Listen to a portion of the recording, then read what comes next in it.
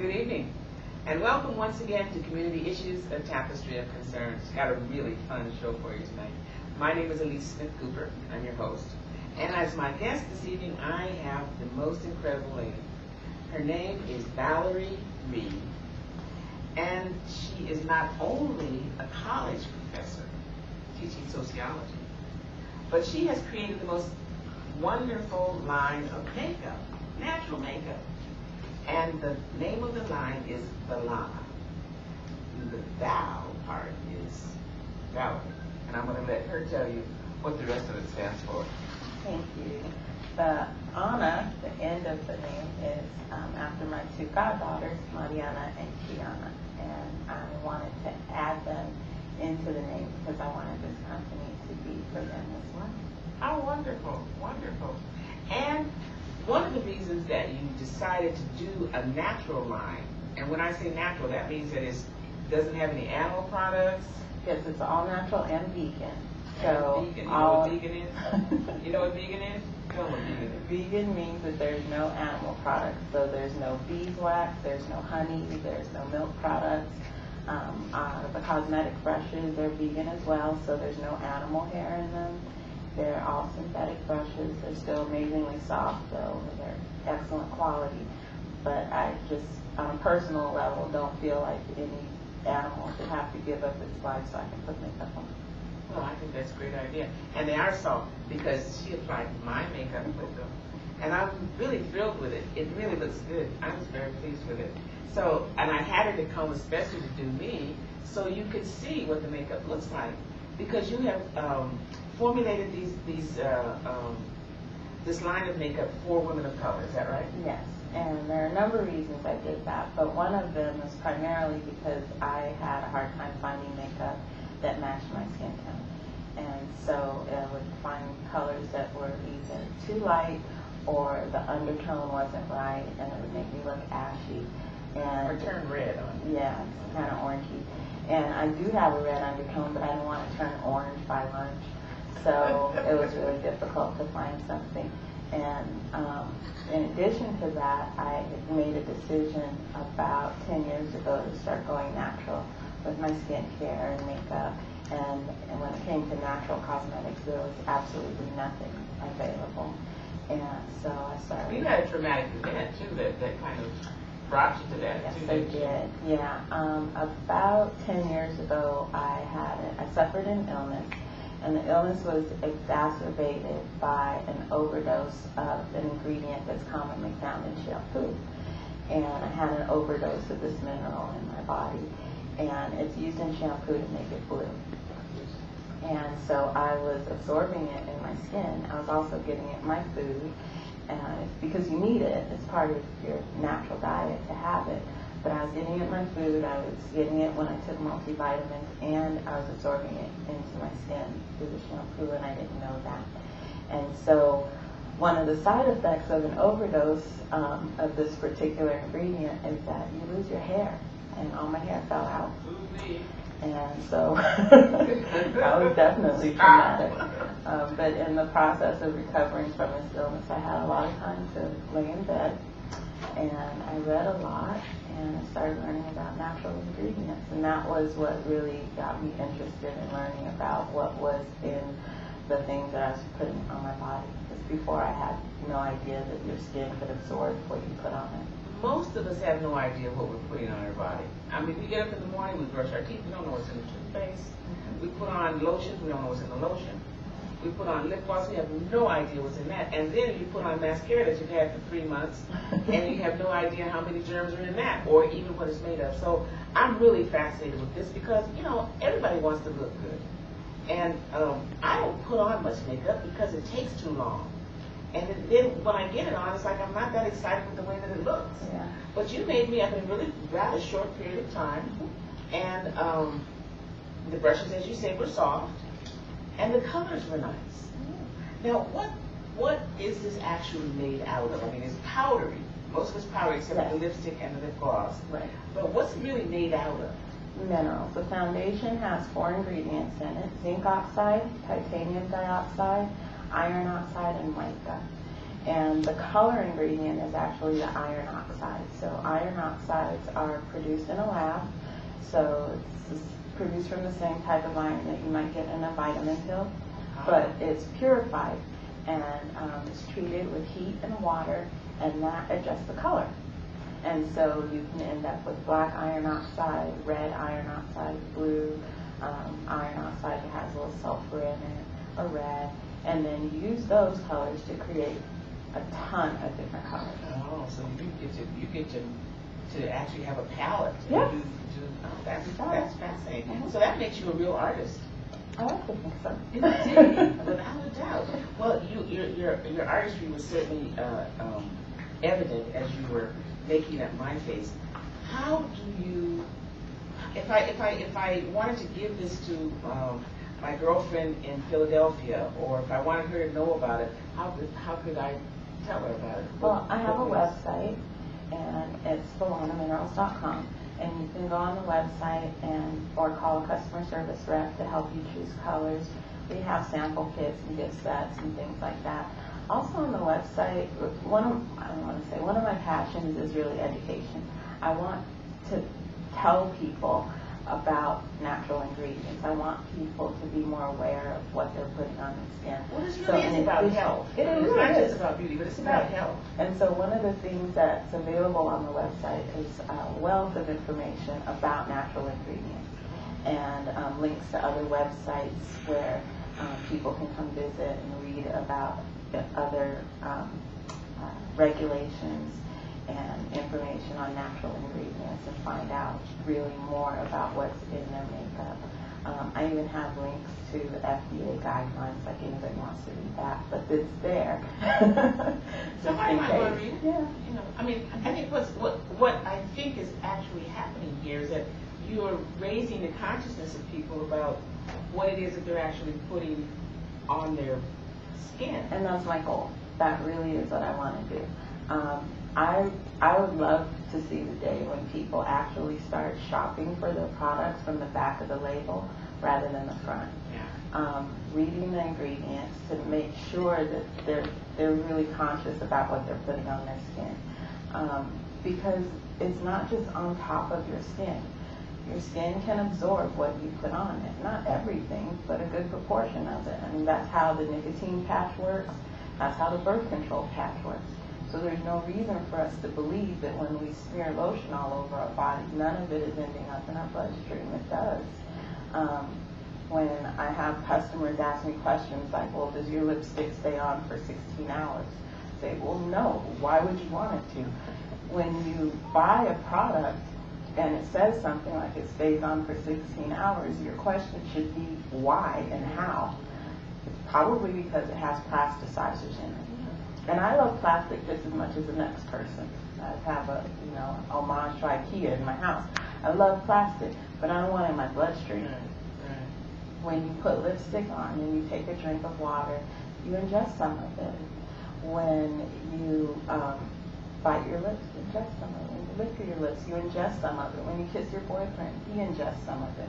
So it's not just something that sits on the surface of your skin. It's something that we're taking into our bodies, and because of that, I think we should be more conscious about what we're putting on our skin.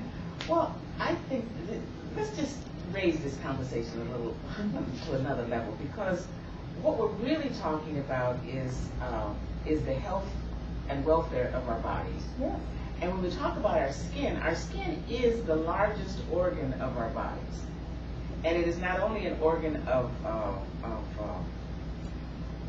excrement. I mean, we perspire through it, but just like you say, we can take things in through our skin as well. So knowing what we're putting on our skin is like knowing what you put in your body, because it's going into your bloodstream. I think that's really important information. We often don't pay enough attention to what we put into our bodies. We don't pay enough attention to what we put in our mouths. That's what we put on our bodies. So tell me about how you have been, how successful has this been for you? I mean, are people taking to it? Are they liking it? Yes. It was, when I first started the company, I have this bad habit of planning for the worst, and then as long as it doesn't happen, I'm okay. So when I got ready to launch the website, my webmaster was getting everything ready. We were putting the last minute touches on everything, and we had a set date to launch. Well, that date hadn't come yet, and I got an order.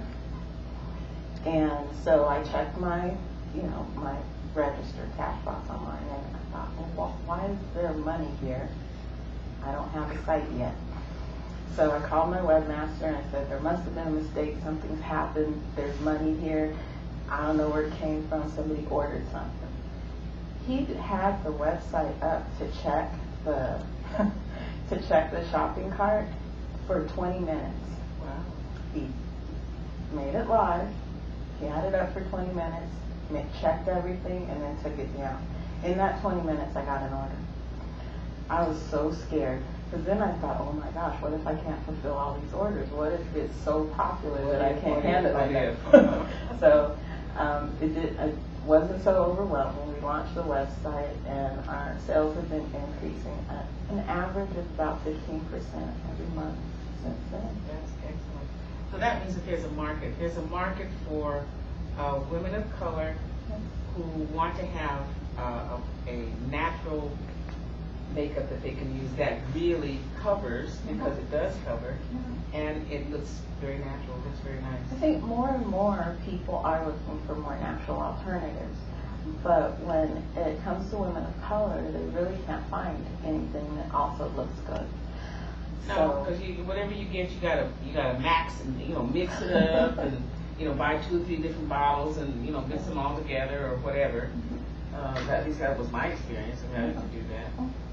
Yeah, and it is experience for a lot of women. But when it comes to natural products, there really isn't a lot out there. And so I definitely do believe there's a need for it. My customers remind me of that all the time. I have one customer in Los Angeles who has severe fragrance allergies and environmental sensitivities. And a friend of hers told me about the company, or told her about my company, and she ordered some samples, and she called me to tell me that she got the samples, and she was so pleased, but it was so hard to understand her while she was talking. She was crying because she was so happy.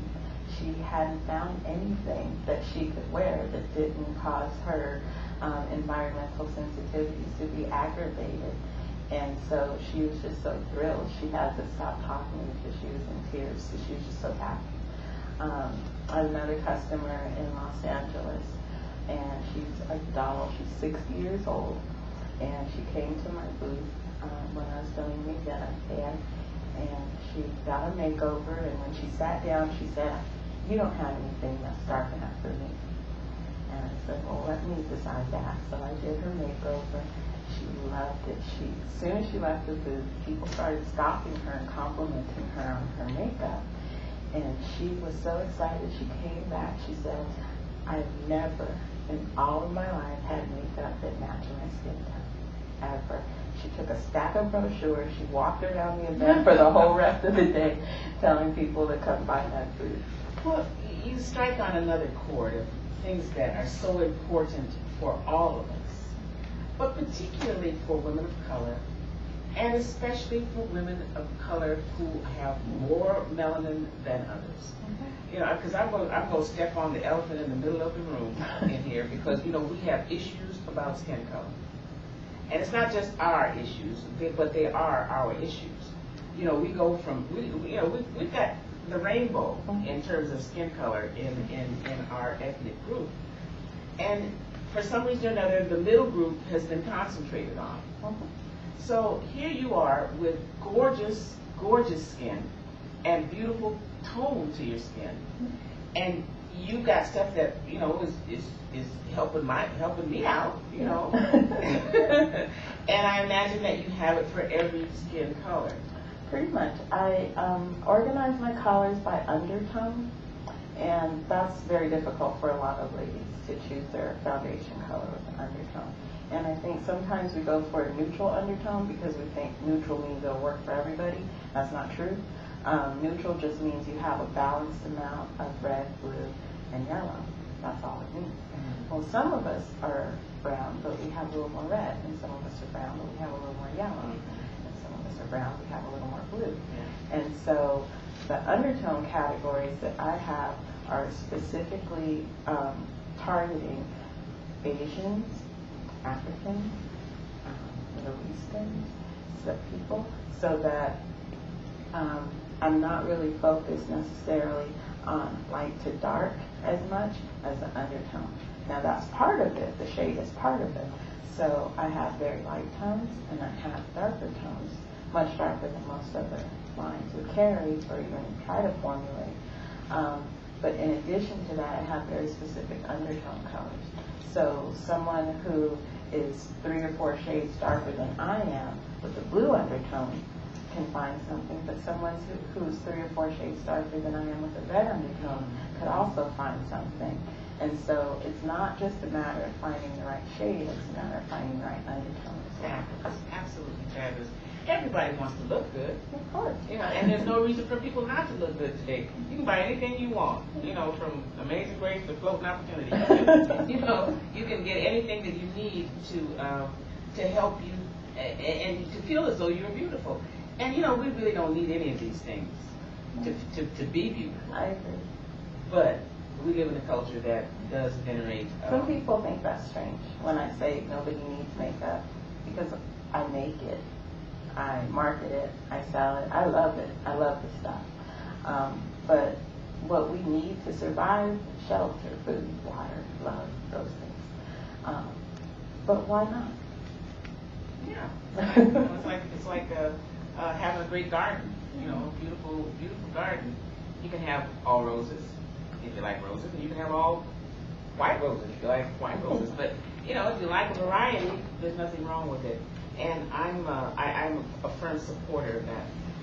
I have in my own family, I have the whole array of skin tone colors, and I'm very clear about the fact that at some point in time, the darker skinned women in my family have had issues about being dark skinned, and I never understood it. But then it wasn't something that was directed toward me. And I'm wondering if you can share anything with some of the people that might be watching about how it has helped you with your skin tone to be able to formulate and use a makeup that is complementary to your skin. Well, one of the reasons that this is, I guess, can be a little emotional for me was several years ago I had a really bad experience in a department store. I was shopping for makeup, and a friend told me that at this particular store there was a brand of makeup, then they would mix colors for you. They did custom matching. So I went looking for this makeup counter, and I didn't know where it was, so I stopped at another counter, and I asked the young lady who was working there about this makeup, and she turned around, and she looked me up and down, and she said, "We don't have anything that dark." And then she turned her back to me. And I felt horrible. And I left the store just thinking, well, okay, there's nothing for me. And she wasn't lying.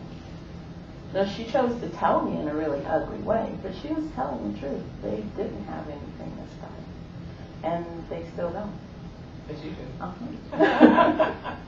And so as bad as I felt when I left that store, in a way, she did something for me. And she was one of the things that inspired me to do this, so that women who were as dark as me wouldn't have to go through that. Well, she didn't do something just for you. I mean, I'm just sitting here thinking about all the women that I know who are beautiful women and who would like to feel like they have a polished book and have not been able to do that because there wasn't anything available to them. And I can remember seeing one of the young women in my family that I love dearly, and she was dressed to the nines, Prada purse, Gucci this, you know, hair, you know, all of that, and her makeup, though it was evenly applied and artfully done, it was not a good color to her. And so I would be delighted to be able to share this with some of the young people that I know, and older women as well, because it's something that's important. It's important that we feel as though we look good. And I also think it's important that we're putting something that is not going to harm us on our skin as well. Looking good is important, but if it means you're going to break out, if it means you're ingesting plasticizers and phthalates and paraben preservatives, then maybe it's not worth it. And until recently, those were the only choices that we had. And so I'm really thrilled to be able to offer something else, something different that women will be able to say, yes, it looks good, it works, it lasts, I can wear it all day, I don't have to touch it up 5 or 6 times. But in addition to that, I don't have to worry that I'm ingesting some, liquid form of plastic. What do you see for yourself in your business in the next 5, 10 years? Wow, exciting.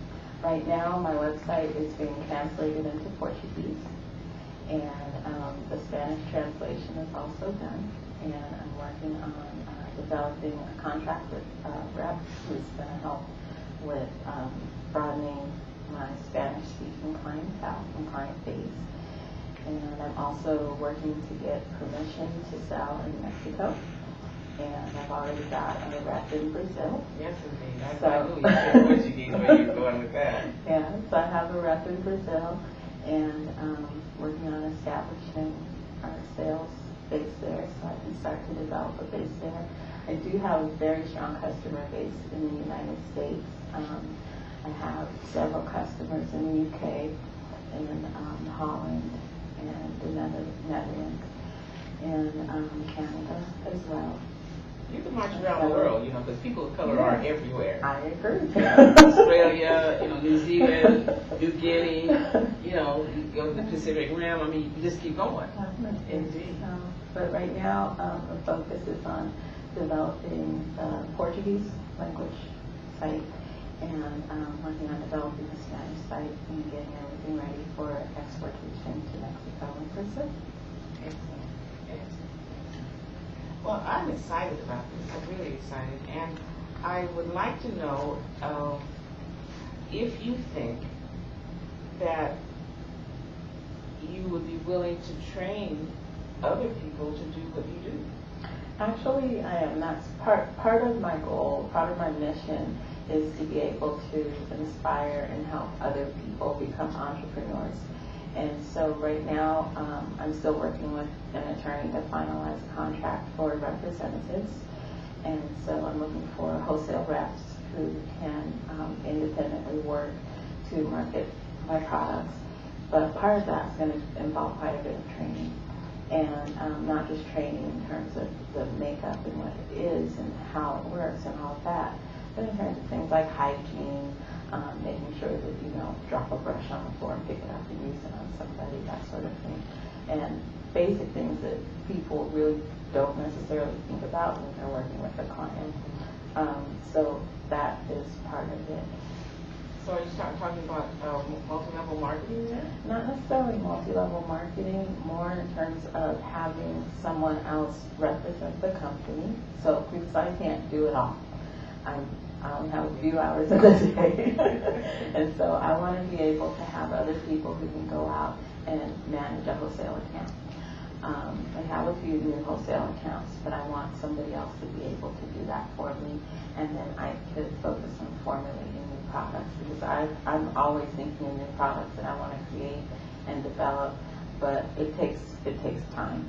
And so if I can train other people to be able to go out and do that footwork for me, then I can focus on developing more products and marketing and all of that sort of thing. So you are actually creating an incubator of sorts, in that you're ready to prepare other people to go out and to assist your company in growing, but also assist their own families by making money. Right. That's an important thing to do, and it's something that African American people have done for a long time. I mean, you think back to Madam C.J. Walker and and forward. So it's time for us to get back to those things that we have always done because we were creative, because we had a need, and factoring in our own health is a very important aspect of what you're doing. Crucial.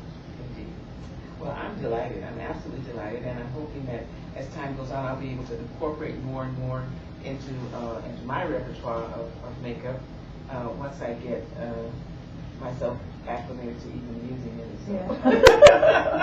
I have to have you to come along with me, or somebody that can help me. A good tutorial. That's it. I need a tutorial. Well, I hope that you have had fun this evening, because this is just so cool, and the lip colors are just absolutely gorgeous. You can't really tell, but they're luminous, and they go on beautifully, and as you can see, they stay on. So this has been great fun. Thank you so much for being with us this evening, and please come back when you have other products and you want to share with us how health-giving all of these things are. Thank you so much for being with us. You know, we have all kinds of shows that we do, and we are always interested in hearing from you. What do you think about them? So there's a number at the end. You indeed may give us a call. Let us know what you're thinking about the things that we bring to you on this show. We're very grateful that you spent the time with us this evening. Have a blessed evening, and come back again.